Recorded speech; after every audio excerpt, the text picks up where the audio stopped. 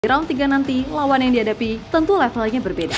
Gak ada lagi tim-tim bernama Brunei, Vietnam, Filipina, hingga Malaysia. Tengok. Karena nantinya tiada sudah tim yang Asia Tenggara, tiada sudah, hanya satu-satunya Indonesia. Dan yang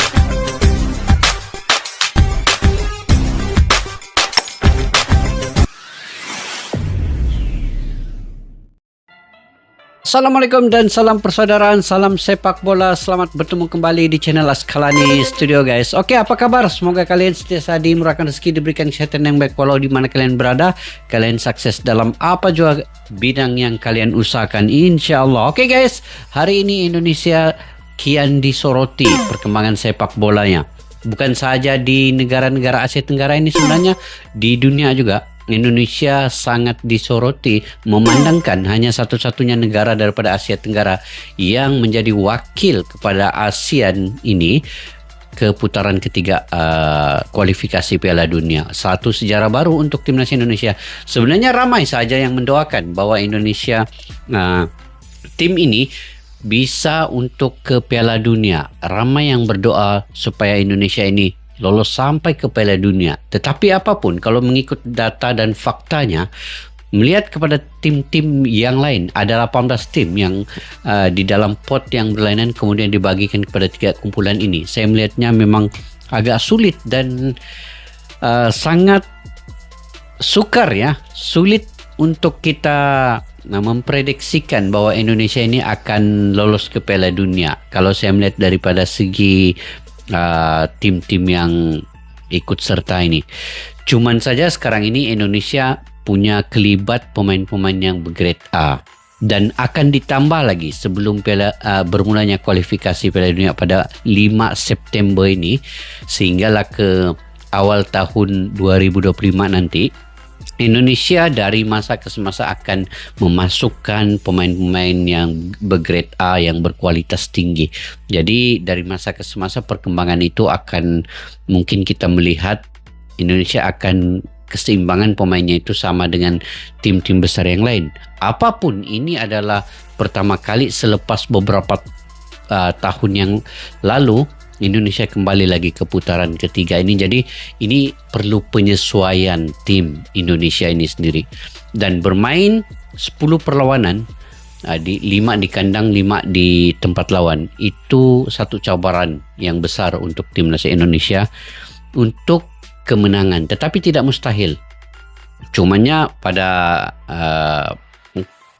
kualifikasi pada kali ini kita tidak perlu menyimpan target yang terlalu tinggi.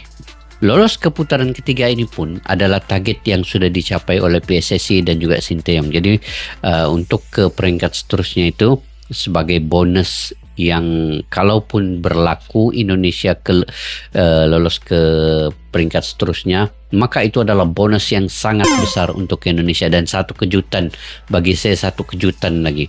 Nah, jadi di sini pun sudah cukup bersyukur, ramai yang mendoakan, media-media Malaysia termasuk juga yang sekarang ini mendoakan Indonesia dan juga sangat kaget dengan lolosnya Indonesia di putaran yang ketiga ini. Oke, apapun kita simak dulu video ini, guys. Nah, percayalah mereka akan jadi tim yang merepotkan. 6 negara Asia mulai pantau tipis-tipis kekuatan Indonesia. Oke, apa di sebalik judul ini? Yuk sama-sama kita nonton bareng sampai habis ya.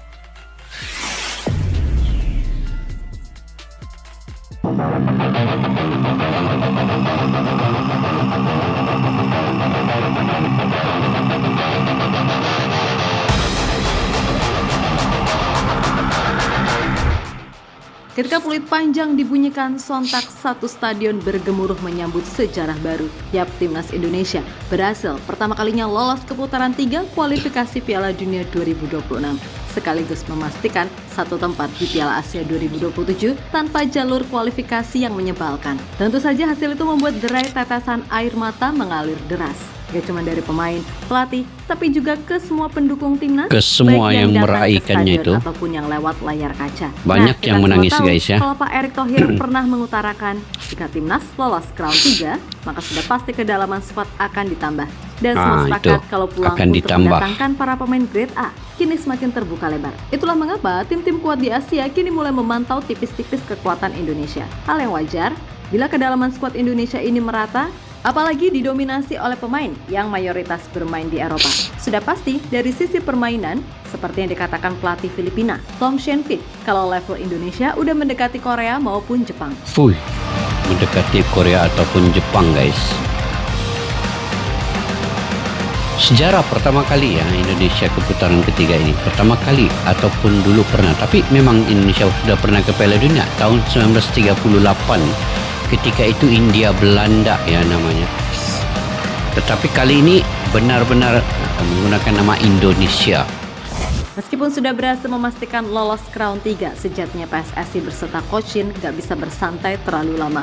Sebab bagaimanapun, persiapan dan rencana matang harus dilakukan sejak sekarang. Betul. Anda ingin mendapatkan hasil yang maksimal. Bukan apa-apa, di round 3 nanti, lawan yang dihadapi tentu levelnya berbeda. Gak ada lagi tim-tim bernama Brunei, Vietnam, Filipina, hingga Malaysia. Tengok. Karena nantinya Tiada sudah tim yang Asia Tenggara, tiada sudah, hanya satu-satunya Indonesia. Dan yang ada Qatar ini adalah juara Piala Asia baru-baru ini. Kuwait, Jepang, Jepang pun di U23 juaranya. Korea Utara, Korea Selatan, China, Oman, Kyrgyzstan, Iran, Uzbekistan, Irak, Indonesia, Jordan, Saudi Arabia, UAE, Bahrain, Australia juga ada di situ. Ini tim-tim yang kita tahu kebanyakannya sudah pernah bermain di Piala Dunia. Piala Dunia yang baru-baru ini pun.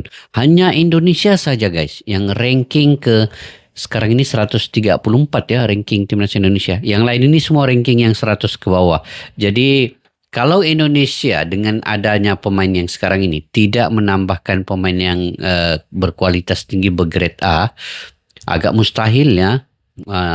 Bukanlah mustahil, tetapi agak sulit untuk mereka menyaingi tim-tim besar seperti Australia, Jepang, Korea Selatan. Memang Indonesia sudah pernah bermain dengan tim-tim besar, tetapi dalam perlawanan sebenar keadaan ini akan berbeda juga karena ini adalah kualifikasi Piala Dunia. Jadi mau tidak mau Indonesia perlu menambahkan lagi pemain-pemain bergrade A yang baru seperti Kevin Dix, penjaga gawang juga Martin Faiz ataupun Emil Audiro, dan menambahkan lagi di bagian serangan oleh Romini dan banyak lagi lah. Carilah yang betul-betul pemain yang bernilai tinggi. Oke, kita lanjut guys. Indonesia akan jadi satu-satunya wakil Asia Tenggara. Selain itu, karena ranking FIFA Indonesia ini yang terendah, maka kemungkinan untuk satu grup dengan tim-tim kuat penghuni pot 1 dan 2, 99% sangat terbuka. 99% sangat terbuka. Sekarang ini siapa saja lawan yang dihadapi Indonesia itu harus dihadapi, tapi dengan menambah baikkan lagi pemain, kedalaman pemain. Meskipun di atas kertas Indonesia jadi tim terlemah karena ranking FIFA-nya yang jauh, namun bagi tim-tim kuat Asia, Indonesia sangat-sangat berpotensi menjadi ancaman yang tak terduga, di mana setidaknya ada 6 negara kuat di Asia yang pasti berpikir demikian. Betul. Karena mereka pun pernah berhadapan dengan sebagian besar pemain-pemain yang ada sekarang. Diketahui tim-tim seperti Jepang, Korea, Irak, Qatar, dan Australia masing-masing mulai mencari informasi soal timnas Indonesia, terutama nanti jika tim ini kedatangan para pemain baru dari Eropa. Sebab bagaimanapun, bila Indonesia ini full squad, beneran tim ini nantinya 90% akan didominasi pemain yang berkarir di Eropa. Bahkan beberapa di antaranya adalah pemain dengan pengalaman yang bagus dengan jam terbang di liga-liga ternama Eropa macam Belanda, Belgia, serta Italia. Mulai dari Tom Haye, Kelvin Verdonk, Ragnar Oratmangun, Jesus, Sandy Walsh, hingga Shane Patinama yang usai tampil bagus di Liga Norwegia, pindah ke Belgia. Memang semua pemain-pemain yang tidak boleh diragukan lagi lah. Kekuatan mereka ini memang seiring dengan pemain-pemain Eropa yang lain.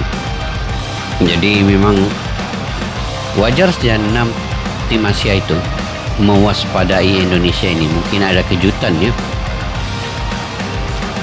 Sebab kedalaman pemain itu dari masa ke semasa akan dipenuhi oleh Indonesia. Sinteyong pasti dan Bapak Erick Thohir ini. Kewaspadaan 6 negara tadi, Tentu terkait juga rencana PSSI dalam menambah kedalaman squad dengan pemain grade A lainnya. Dan kita tahu kan nama-nama yang udah sering banget disebutkan seperti Kevin Dix, Messil Girls, Kevin Dix tadi tuh.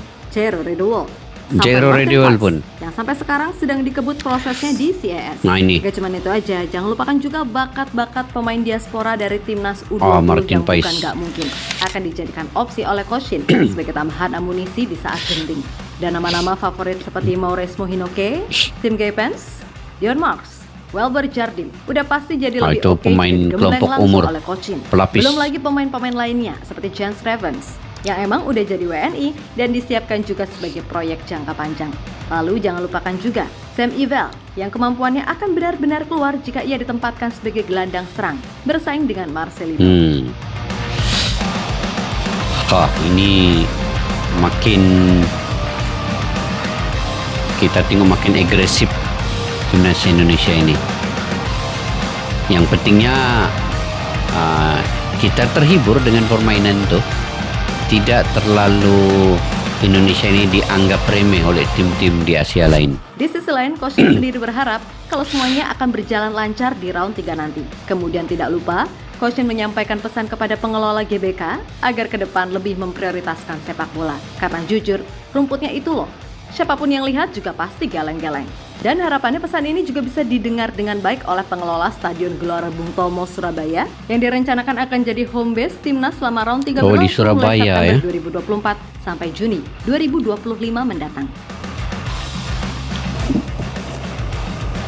보시다시피 잔디는 그렇게 좋은 상태가 아니었기 때문에 앞으로 축구 경기장에서는 공연보다는 축구를 많이 할 수 있게끔 좋은 관리가 됐으면 좋겠습니다. Ya, pada akhirnya sekarang adalah waktunya bersantai sejenak sembari menyiapkan kembali rencana terbaik demi meraih hasil maksimal di round 3. Namun jangan lupa juga kalau di bulan November akan ada juga Piala AFF. Dan jelas ajang ini bisa jadi kesempatan Coach Shin memantau pemain-pemain muda atau yang dari Liga 1 yang selama ini belum mendapatkan banyak kesempatan. Betul lah. Meskipun begitu, jangan anggap sepele dan di Liga 1 hanya itu karena kita udah lolos bagi di pemain di Piala AFF dan lah kan. Piala Asia 2027. Sebab teori ilmu padi pada dasarnya berlaku dimanapun. Hitung-hitung tetap respect kepada tim-tim tetangga serta pihak AFF itu sendiri. Masalah juara atau tidak, intinya tujuan Piala AFF bagi Indonesia adalah bisa melihat kemampuan para pemain dalam tanda kutip di tim B untuk kemudian bisa dicoba di skuad utama. Ya kali Piala AFF mau main full team juga. 1. Ini bukan agenda FIFA, jadi pastinya para pemain yang main di luar negeri, khususnya Eropa, pasti sulit dapat izin. Kemudian jarak pembukaan Piala AFF ini hanya 5 hari pasca pertandingan Indonesia di round 3 dalam kalender FIFA bulan November. Untuk itulah justru kita harus bersyukur karena timnas Indonesia kini beneran punya stok pemain melimpah. Dan ya mending gitu, pusing karena kebanyakan skuad daripada pusing karena kekurangan pemain juga, kan? Maka dari itu, apapun semoga yang terbaik untuk timnas Indonesia. Doa dan harapan kami selalu tertuju pada kalian, oke? Yang mana semoga itu diikuti oleh prestasi timnas junior atau timnas putri sekalipun yang di laga uji coba terbaru kembali berhasil menang atas Bahrain dengan skor 3-2. Setelah di pertemuan lawan pertama Bahrain ya, putri ini pun menang 2 so, enjoy the moment ya. Pokoknya full happy dan full senyum deh untuk para timnas mania, oke? Mantap lah. Oke guys, sebenarnya ini peluang untuk timnas Indonesia mencari pemain bakat-bakat yang baru yang ada di Liga 1 untuk Piala AFF nanti. Jadi biarkan yang main di Piala AFF itu adalah pemain dari Liga 1. Dikumpulkan semua di situ. Kemungkinan ada bakat baru yang baru muncul. Disitulah Sinteyong juga akan melihat pemain-pemain baru nanti. Jadi biarkan pemain yang ada sekarang ini di timnas senior ini, dia tumpukan sepenuh perhatian untuk piala kualifikasi Piala Dunia ini. Jadi tidak terganggu dengan perlawanan di Piala AFF nanti. Jadi bukan sebenarnya untuk meremehkan Piala AFF juga, tetapi sebenarnya ini peluang untuk timnas Indonesia mencari pemain bakat baru sebenarnya yang ada di Liga 1 itu.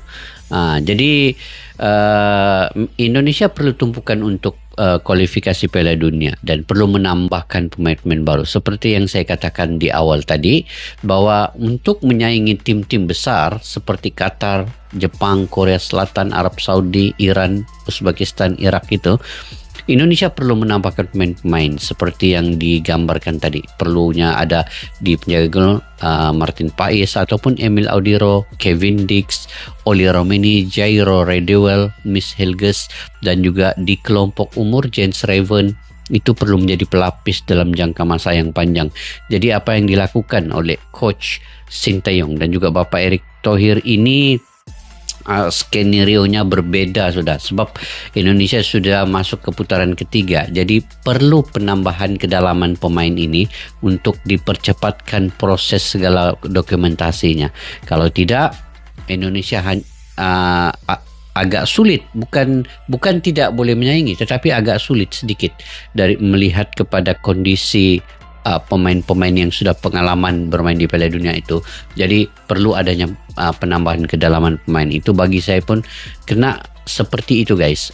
Nah, sebab sekarang ini ramai yang mengharapkan Indonesia akan lolos ke Piala Dunia 2026. Tetapi untuk melihat keadaan yang baru Indonesia masuk ke putaran ketiga buat pertama kali ini, maka agak sukar untuk terus menargetkan ke Piala Dunia itu.